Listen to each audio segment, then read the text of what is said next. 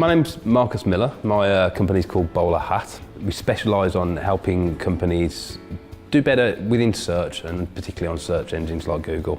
Often the hardest part is to understand how to get started and what the right path to take is. The approach is different for every kind of company, but for a small local business, really, some simple things you can do are to sort of register with the Google My Business platform, make sure that Google knows about your business, make sure it's categorised correctly, make sure that listings on third-party sites like Yell and Yelp are all correct, because Google uses all of this information to understand the business. Providing the authoritative content to people at the beginning of their journey is one of the better things that people can do to get in front of people earlier on in that process.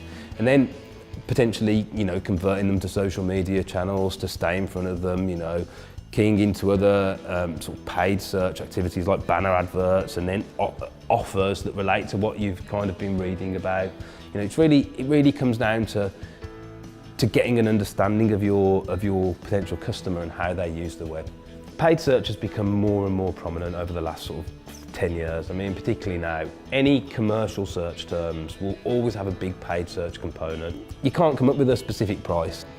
To be at the top of the page all the time, it's an auction. It just depends on what the other people are paying. But you should over time be able to say, okay, well, if we spend £100 in search, then we generate two orders or 2 leads, and come up with a kind of an acquisition cost, so that you can work out whether it makes sense for your business. This is where we go back to the kind of the content marketing and everything else. Where are people in their life cycle of searching for something?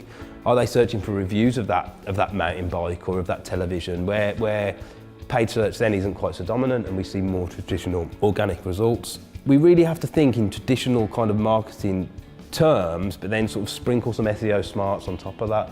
So if we do this, and it will have a benefit, but also it has an SEO benefit as well, well, that's great.